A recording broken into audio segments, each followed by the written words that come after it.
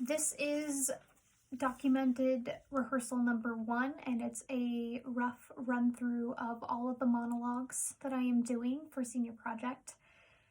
There are 6 in total, so I am not off book yet, but I will be as this process continues, so bear with me.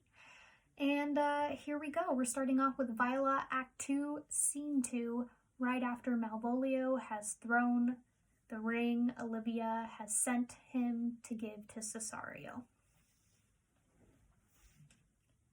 I left no ring with her. What means this lady? Fortune forbid my outside have not charmed her. She made good view of me, indeed so much. Methought her eyes had lost her tongue. She did speak and starts distractedly. She loves me, sure, the cunning of her passion invites me in this churlish messenger. None of my lord's ring, why he sent her none. I am the man, if it be so as 'tis. Poor lady, she were better love a dream. Disguise, I see, thou art a wickedness, wherein the pregnant enemy does much. How easy is it for the proper false in women's waxen hearts to set their form? Alas, our frailty is not the cause. For such as we are made of, such we be. How will this fage? My master loves her dearly, and I, poor monster, fond as much on him, and she, mistaken, dotes on me. What will become of this? As I am man, my state is desperate for my master's love. As I am woman, now, alas the day, what thriftless sighs will poor Olivia breathe? O time, thou must untangle this knot. It is too hard a knot for me to untie. Okay. The next monologue that I have is Olivia, Act 3, Scene 1, and this is when Cesario comes back to visit her, and they are in her garden. Oh, by your leave, I pray you. I bade you never speak again of him. But would you undertake another suit? I had rather hear you to solicit that than music from the spheres. Give me leave, beseech you. I did send, after the last enchantment you did hear, a ring in chase of you. So did I abuse myself, my servant, and I fear me you. Under your hard construction must I sit, to force on you in a shameful cunning, which you knew none of yours. What might you think? Have you not set my honor at the stake, and baited it with all the unmuzzled thoughts that tyrannous heart can think? To one of your receiving, enough is shown. A cypress, not a bosom, hides my heart. So let me hear you speak.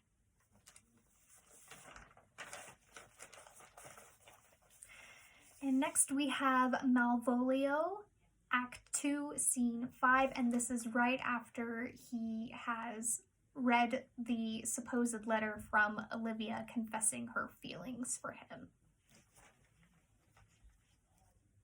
Daylight and champagne discovers not more. This is open. I will be proud. I will read politic authors. I will baffle Sir Toby. I will wash off gross acquaintance. I will be point devise the very man. I do not now fool myself to let imagination jade me, for every reason excites to this, that my lady loves me. She did commend my yellow stockings of late. She did praise my leg being cross-gartered, and in this she manifests herself to my love, and with a kind of injunction drives me to these habits of her liking. I thank my stars, I am happy. I will be strange, stout, in yellow stockings, and cross-gartered even with the swiftness of putting on. Jove and my stars be praised.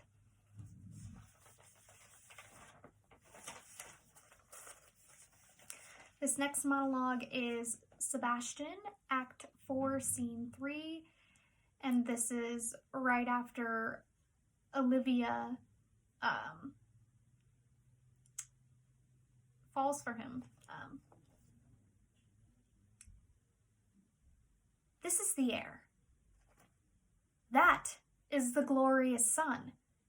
This pearl she gave me, I do feel it and see it. And though 'tis wonder that enwraps me thus, yet 'tis not madness.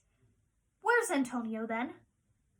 Yet there he was, and there I found this credit, that he did range the town to seek me out. His counsel now might do me golden service, for though my soul disputes well with my sense, that this may be some error, but no madness, yet does this accident and flood of fortune so far exceed all instance, all discourse, that I am ready to distrust mine eyes, and wrangle with my reason that persuades me.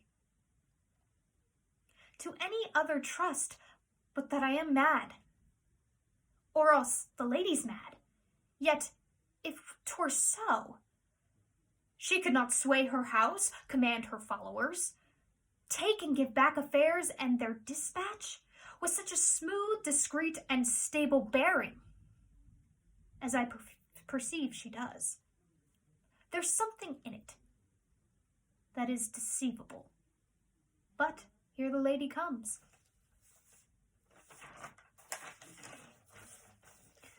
And finally, we have Antonio, Act 4, Scene 1. This is after he's been arrested from fighting. Orsino, noble sir, be pleased that I shake off these names you give me. Antonio never yet was thief or pirate, though I confess on base and ground enough, Orsino's enemy. A witchcraft drew me hither. That most ingrateful boy there by your side, from the rude sea's enraged and foamy mouth, did I redeem. A wreck past hope he was. His life I gave him, and did thereto add my love without restraint or retention. All in his dedication. For his sake did I expose myself pure for his love into the danger of this adverse town. Drew to defend him when he was beset, where being apprehended, his false cunning, not meaning to partake in danger with me, taught him to face me out of his acquaintance, and grew a 20 years removed thing, while one would wink, denied me mine own purse, which I had recommended to his use not half an hour before.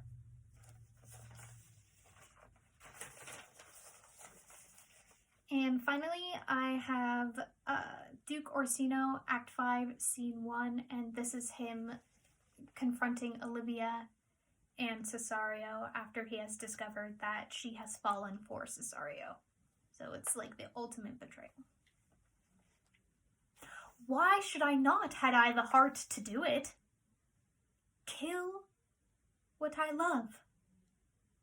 A savage jealousy that sometimes savors nobly. But hear me this. Since you to non-regardance cast my faith, and that I partly know the instrument that screws me from my true place in your favor, live you the marble-breasted tyrant still.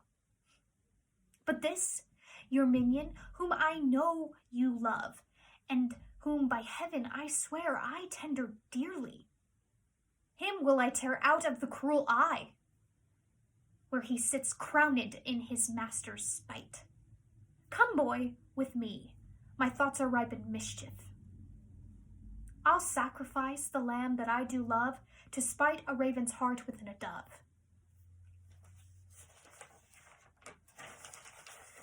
This is where I am so far with my pieces. I am hoping to get off book on more of them as I work on them more. That's what I have so far. So yeah.